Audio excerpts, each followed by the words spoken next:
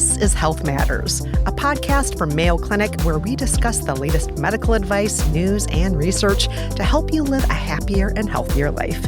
My name is Kristen Meinzer. I'm a writer and journalist, and this episode, we're talking about oral and dental health. Everyone wants a dazzling smile, but teeth are so much more than meets the eye. They do more than grind up your food, too. Your mouth and teeth are the gatekeepers of your body. They protect your heart, lungs, and other organs from bacteria and pathogens, and what happens in the mouth doesn't necessarily stay in the mouth. This episode, we're putting a spotlight on the mouth with Dr. Sarah Lee, a prosthodontist at Mayo Clinic in Rochester, Minnesota. She's here to teach us how oral health and overall health go hand in hand, as well as how to take your dental hygiene to the next level.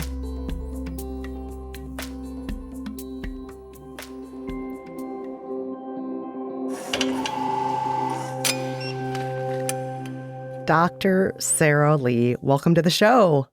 Thank you. We are so glad to have you here today. You with your infinite wisdom about our mouths, our teeth, and the world beyond our mouths and teeth, and how all of these things are interrelated. So before we get started, you're a prosthodontist. What exactly does that mean? It's actually a specialty within dentistry. We are the specialists who focus on replacing missing teeth and other parts of the mouth and even some parts of the face with prosthetics. So the pros is for prosthetics. Mm-hmm. And the dontics is referring to teeth. So let's start off by clearing the air on a few things. I know this is going to sound like a very basic question, but first and foremost, what are teeth? Some people say they're bone, but they're not really bone, right? Teeth are not bone, but the teeth within themselves are a very complex structure. They consist of typically 3 layers. We have the enamel layer, which is the outer layer of the tooth, the strongest layer that serves as the buffer between all of the substances that we put in our mouths, and they help resist a lot of the wear and tear through our diets and our oral function. And then the layer beneath that is the dentin layer. That gives the structure of the teeth, but also more of that sensation piece. And that's the piece that once we have like a cavity that goes through the enamel, the dentin is the piece that becomes really undermined. And below the dentin, we have what we call the pulp, which holds the blood supply, the nerve to the teeth. Now, we all know we use teeth to chew our food, but what are some of the underrated or overlooked things that teeth do for us? Smiling. We're actually using our teeth as social tools. There's a lot of associations between youth and beauty based off of your smile. Mm-hmm. So I would explain to people, we actually use our teeth more than we drive our cars, more than we live in our houses, because you're using them to engage, interact. You use them a lot for speech. Mm-hmm. Things like S's, T sounds, those are actually sounds that our tongue uses the teeth as a point of contact to help those enunciations and articulations. So even things that are so subtle as speaking to your person over the phone, those are all related to teeth. Here's a question. Broken bones, they mend, cuts, they heal. If we lose fingernails, they grow back. But if we break or lose an adult tooth, why don't they grow back? If we found out a way to regenerate teeth, we could all retire now and call it a day. Tooth regeneration has been something that's undergoing a lot of research. Unfortunately, the process is very complex, and it kind of goes along with how we develop as babies. Teeth are involved as early as the fetal level. We haven't been able to identify the appropriate sequences, the appropriate ingredients to be able to do what we organically and naturally can. Now, teeth are the first thing that a lot of us think of when we talk about oral health. But what other parts of the mouth are critical to our oral health? I really like the expression that we use, which is the white stuff, the pink stuff, and the black stuff. The white stuff is talking about teeth, but then the pink stuff is the gum. And then the black stuff means the space between the gum and the teeth. So the gum is really important. The more scientific terminology for gum tissue is gingiva. And the gingiva is really framing the teeth. So from an aesthetics part, it's important, especially for those who have one of those like big Julia Roberts kind of smile. You see not only her teeth, but you see her gums. But the gum is also really important in the sense that it has a lot of blood supply that connects to the rest of the blood supply in the body. So there has been a lot of research dedicated to understanding how gum health relates to cardiovascular health, but also how the gum health is affected by systemic diseases such as diabetes, as well as things like smoking. The gum health really serves as the basis for what we call alveolar bone health, which is the bone of the jaw that holds on to the teeth. And the periodontal health is the foundation for our teeth. So like a foundation for a house, if that foundation is compromised, your house is going to be compromised or get wobbly and break down. Same thing. If we lose bone around the teeth, no matter how beautiful or even healthy those teeth are in and of themselves, they're not going to stay stable for you to really be able to eat or use them. Obviously, things like the tongue, which is important for speech and swallowing, the floor of the mouth, the palate, all of those things relate to oral health. How much of our oral health is due to habits and how much is due to genetics? Oh, that's a very loaded question. They've done studies where they've found the bacteria in a baby's mouth is actually the same as their mom's. Oh, wow. And so for patients who are pregnant, there's definitely been a big push to have those patients receive prenatal or perinatal oral health care. Genetics-wise, there are actual conditions that people are born with that cause issues with tooth formation. However, environmentally, things like our diet, our oral hygiene habits, those also play a big factor. But particularly with mom, if mom is somebody who brushes twice daily, flosses on a daily basis, more than likely they will be able to translate those hygiene habits to their children.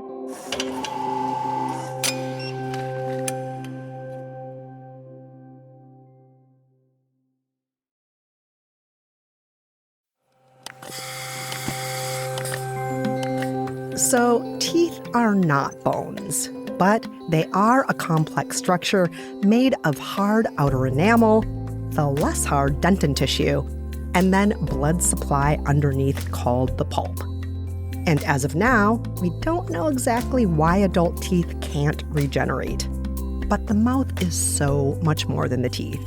It's also the gums, our jawbone structures, all the other tissue inside our mouth like the tongue and palate, and the space between them.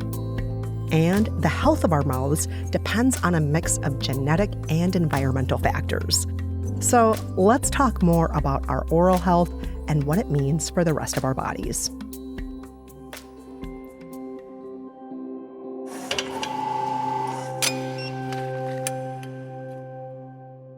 I think a lot of us think of our oral health, our dental health, as a unique and separate thing from the rest of our bodies. Even our health insurance cards are separate for our mouths. But our mouths are not separate from our bodies. Everything's connected. Can you talk us through how that interconnection works? The mouth is one of our main gateways into the body. We use parts of the mouth like the tongue for things like swallowing so that we can take in hydration and nutrition. So from that standpoint, the mouth is obviously an important part of supporting the rest of our systemic health.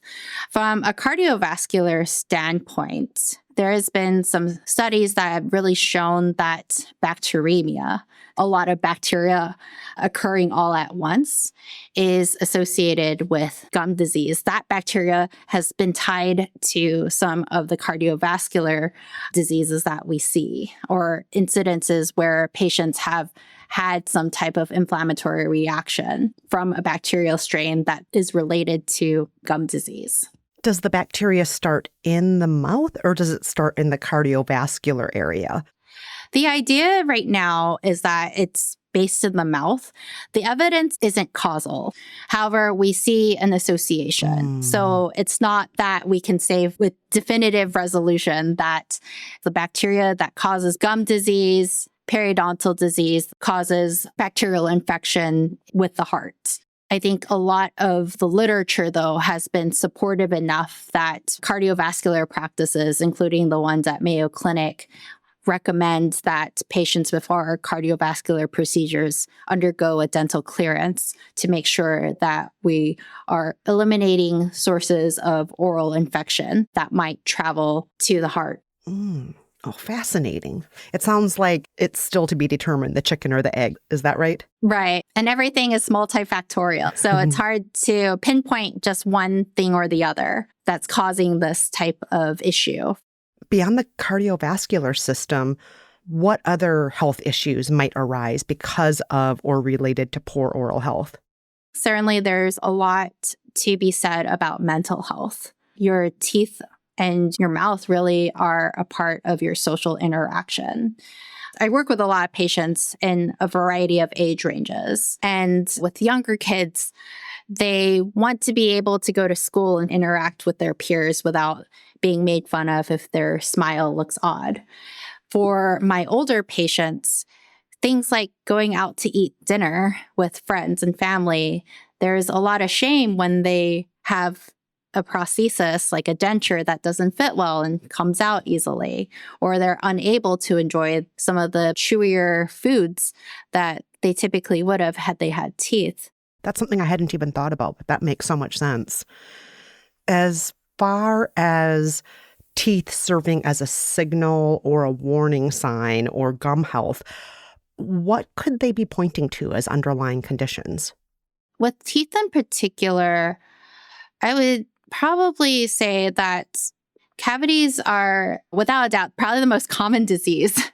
Though from another standpoint, when you look at patients who have severe cavities, you're kind of thinking, is there a dexterity issue? Is there a comprehension issue? Are they unable to either comply with instructions to clean their teeth, or are they physically unable to do so? That's just talking about the tooth portion.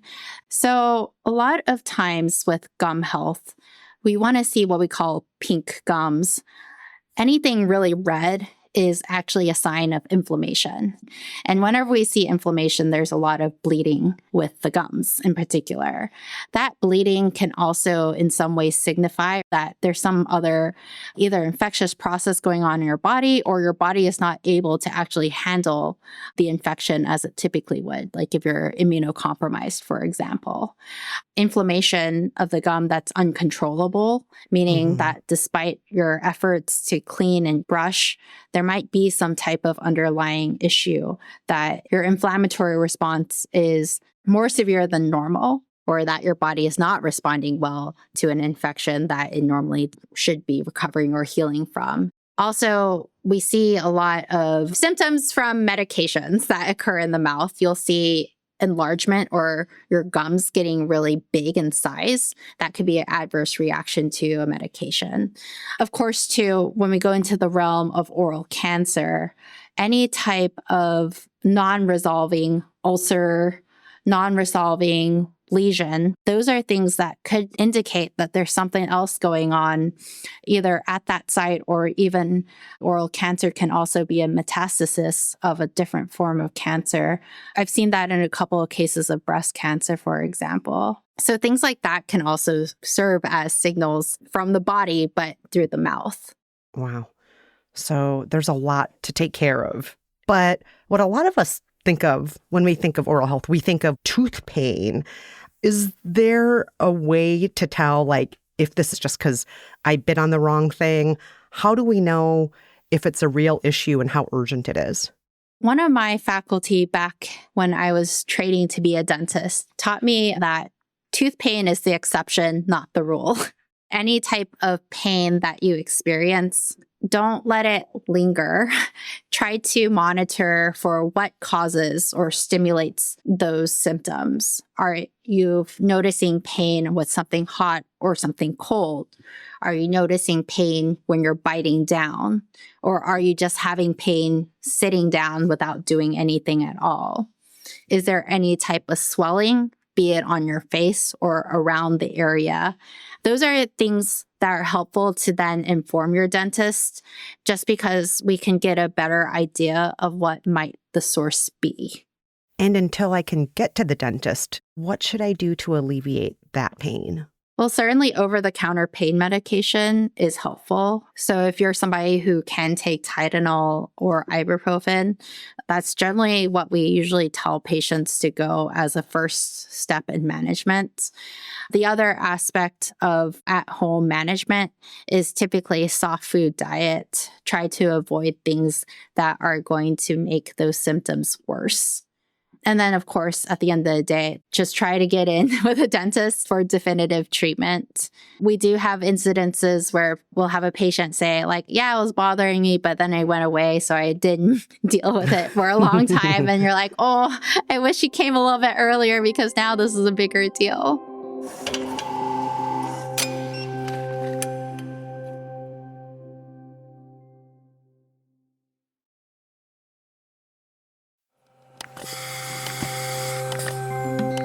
So the mouth isn't this separate cavern just floating at the top of our heads. It's connected to so many other parts of our health. Not only is our mouth how we consume nutrients that sustain the rest of our body, but scientists have found links between high levels of bacteria in the mouth and cardiovascular disease. Poor oral health can also affect our mental health, especially our self-esteem. On the flip side, the mouth can show us other things happening with the body. Excessive cavities could indicate some sort of physical or mental issue interfering with brushing. And if your gums become super inflamed, it could mean that your body is struggling with a larger infection. If you're experiencing any sort of discomfort or pain in your mouth, go see a dentist. Over-the-counter medication is a fine stopgap solution, but it's best to get definitive treatment as early as you can to nip the problem in the bud. We've talked a lot about problems, but for most of us, our most regular brush with dental hygiene is regular brushing.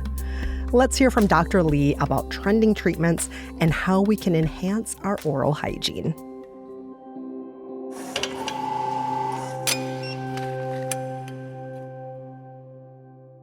Let's dig into habits a little bit more. Popular practices. For example, throughout my adult life, there's been a rise in popularity of teeth whitening, either over-the-counter products or going into a dentist and having chemicals put on the teeth with a very bright light and so on. These different kinds of whitening treatments, are these good for us? Are they bad for us, or are they somewhere in between? Probably the in-between. I think the evidence shows that they don't harm teeth. Carbamide peroxide is typically the main ingredient for tooth whitening. There is a small subset of the population, myself included, that for whatever reason, they cause extreme sensitivity to the teeth.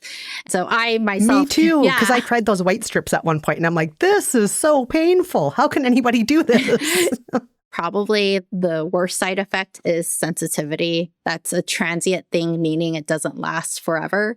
Whitening in and of itself, though, is relatively harmless to the teeth. In terms of safety, my personal bias is probably avoid anything that's super abrasive. A lot of the whitening toothpastes actually have higher grit levels, and that's specifically to remove staining more readily. However, if you're combining that with a stiff toothbrush, you're probably going to place a lot of wear off of your enamel and also hurt your gums. So that's where I usually draw the line, being like, don't be too aggressive to your teeth from a mechanical brushing standpoint. When it comes to other whitening options, though, I know there's a lot out there on the market. All of the over-the-counter products, so long as they have the American Dental Association seal of approval, they're safe to use. Whitening itself, though, it doesn't last forever. Just be realistic, too, with yourself on how frequently you can whiten your teeth, because it does go away over time if you stop whitening. And it only whitens your natural tooth structure. So if you have crowns or you have fillings, the whitening does not change the color of those restorations. What about mouthwash? Some sources say mouthwash is good for our gums. Others say it kills good bacteria. What do you say? Mouth rinse is definitely helpful as a supplement, but not a replacement to our regular toothbrushing and flossing. There's different types of properties with mouth rinses, and the way that we typically classify the types of mouth rinses that are available are either cosmetic mouth rinses or therapeutic ones. I like the term cosmetic. It actually means the mouth rinse is there to help mask some of the bad smell in your mouth, but it's only a temporary thing. So that's why they call it a cosmetic mouth rinse. Other type of mouth rinse are more therapeutic ones, the ones that we typically would prescribe over the counter, or the ones that have fluoride in them that we're using intentionally to do some type of treatment, either to the gums or to the teeth. So mouth rinses can be helpful in that capacity. There are mouth rinses that have fluoride in them that we recommend to patients to use so that there's more exposure of fluoride, which is the ingredient that helps remineralize teeth. What about tongue scrapers? Tongue scrapers as well are great supplements. Things that cause a lot of the smelliness that comes in our mouth can inhabit or stay on the tongue. Tongue scrapers can be very helpful for just mechanically removing all of those things. But it's temporary, meaning you'd have to do it on a regular basis to really get some use out of it. So helpful as a tool for supplementing, but not necessarily something that you have to do. Okay, I'm going to bring up something that might seem a little woo-woo, oil pulling, where people swish an edible oil like coconut oil in their mouth for not even like 30 seconds, but like for 15 minutes. The people who love oil pulling claim that it whitens our teeth, it freshens our breath, it improves our gum health. What is the verdict on that? Oil pulling does not hurt your teeth and does not necessarily hurt your mouth, but to be a replacement of what we normally do, which would be toothbrushing and flossing, it's not really a great replacement. Primarily because oil pulling just is more of a surface application of things like antiseptic, antibacterial properties. And for the 15 to 20 minutes that you are doing the oil pulling regimen, within 5 minutes, you could probably have finished brushing your teeth and flossing, using mouth rinse and scraping your tongue, and probably get the same, if not better effect. Yes. All right. Let's talk about some habits that can actually be genuinely harmful. Most of us know smoking, eating too much sugar, soda, and so on. Are there other common bad habits that most of us just aren't thinking about? Well, I definitely want to put on notice vaping. Vaping or electronic cigarettes have been touted as a healthier replacement to smoking. And I definitely want to put it out there that vaping is not healthy, not healthy for the teeth, not healthy for the gums. I think the data so far shows that, sure, it has maybe less carcinogenic properties than tobacco, but it still has carcinogenic properties. And particularly the heat generation from vaping causes closure of the blood supply. And anytime we have lack of blood supply is usually not a good sign. I think any kind of pulmonary or lung specialist will agree from a breathing standpoint, but certainly from an oral health standpoint, I can say the same, that vaping is not a good thing for your mouth, not a good thing for your teeth. If anything, it's going to perpetuate or cause some of the same issues that we see with smoking, such as periodontal disease, gum disease, dry mouth, which can also then cause cavity development. So stay away from the vaping. Let's talk about diet, the food that we eat, the beverages we drink. What role do those play in our oral and dental health? Are there foods we should seek out or avoid? Diet brings us joy. So we always want to be a little bit careful in terms of how meticulous we want to be with our recommendations. By and large, the recommendation is moderation with regards to anything that has a lot of sugar content or is super acidic. For the most part, we're talking about things like diet sodas or even the full sugar sodas. A lot of people like to sip on a can of cola or any type of soft drink for the whole day. And the problem with that is that you're exposing your teeth to those elements without any break. So things that have those type of ingredients are definitely the ones that you want to avoid. You said diet soda as well, but diet soda doesn't have sugar in it. But you're saying that's also something that can damage our teeth. Because it's very acidic.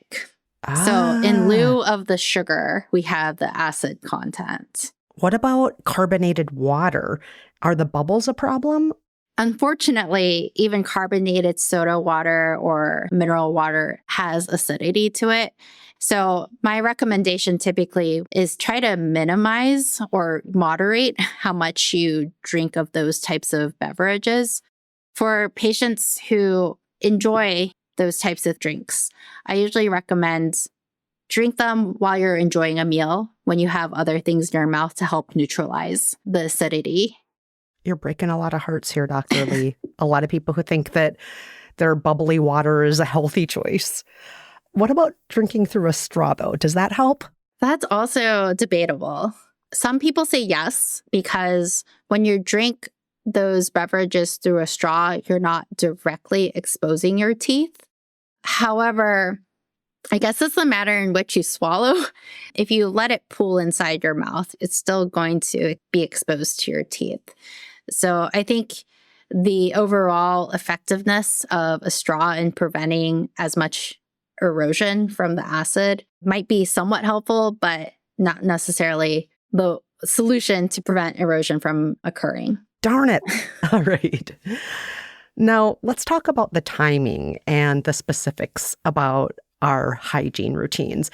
Is there an ultimate time of day when we should be brushing our teeth? The recommendation I have is typically morning and night. Morning meaning when you wake up and before you have breakfast. Hold on, before we have breakfast, not after. Yep. Why is that?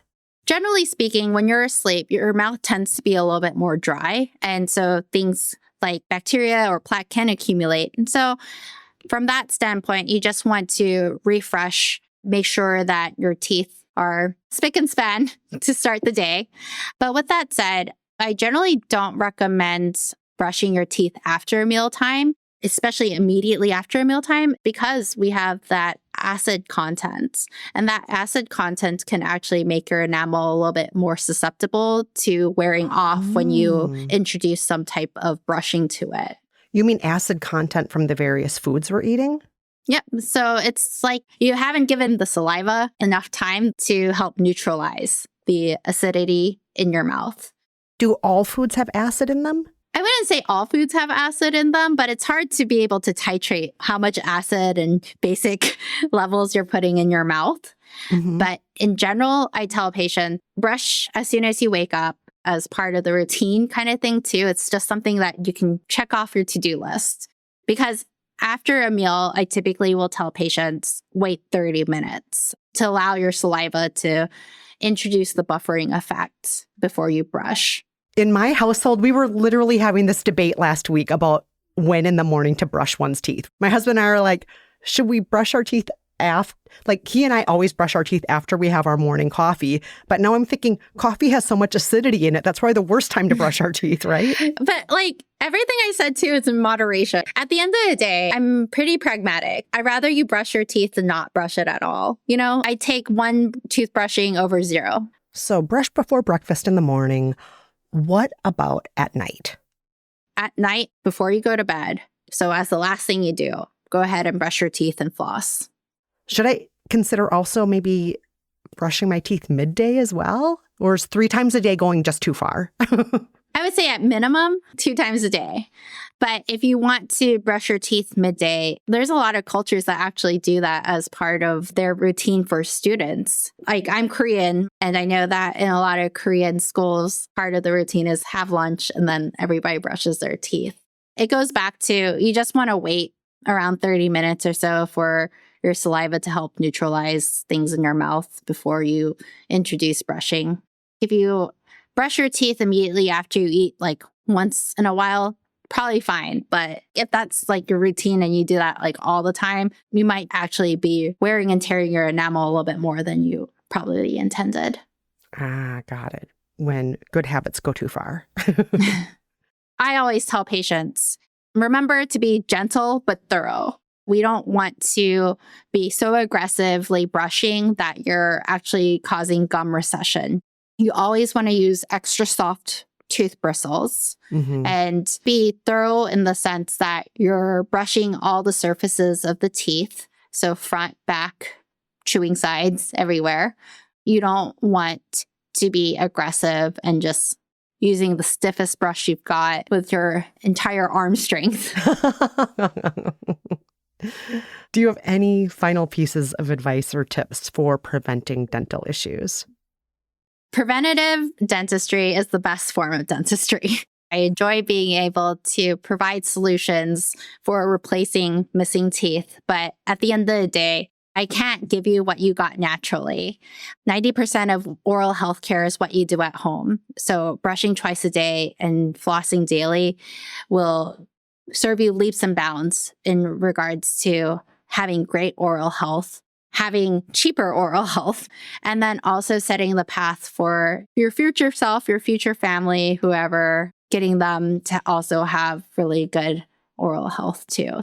Another big preventative thing is the HPV vaccine. HPV, the human papillomavirus, is one of the big reasons why oral cancer has actually increased. What's wonderful, though, is that we have a vaccine available to help prevent this type of cancer from developing. You can get the vaccine as early as 9 years old, and you can also get the vaccine in later life as well. It may not be necessarily as effective as when you had it as a younger person, but the vaccine is super effective and helpful for preventing oropharyngeal cancer, particularly with the strain.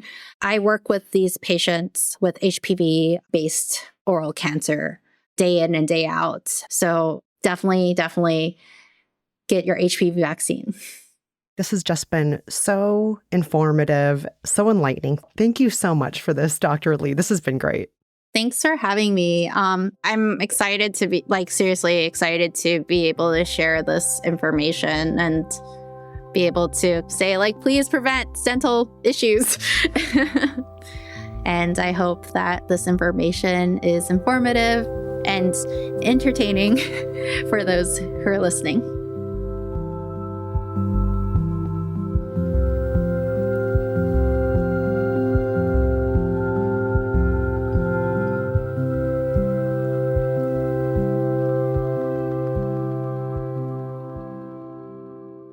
There are a lot of trending practices out there.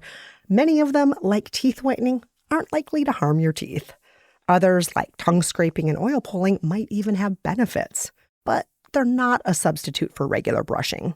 Speaking of brushing, there are a couple of things to keep in mind. First off, you never want to do anything that's too abrasive to your teeth, like brushing super hard or using gritty toothpaste. Abrasion can damage your enamel and possibly even cause gum recession.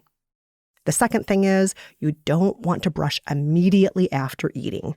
Instead, try to wait 30 minutes or so for the acid from your food to neutralize in your mouth so you're not scrubbing it into your teeth. But that being said, the quest for perfect brushing should never be the enemy of good brushing. Any kind of brushing is always better than none. Okay, that's all for this episode, but if you've got a question, a topic suggestion, or a follow-up question about this episode, you can leave us a voicemail at 507-538-6272. We might even feature your voice on the show. For more Health Matters episodes and resources, head to mayoclinic.org/Health Matters. And if you found this show helpful, please subscribe and make sure to rate and review us on your podcast app. And just so you know, we won't be releasing an episode as usual in 2 weeks. We'll be taking a break for the Thanksgiving holiday. We will see you in a month. Thanks for listening, and until next time, take care and stay healthy.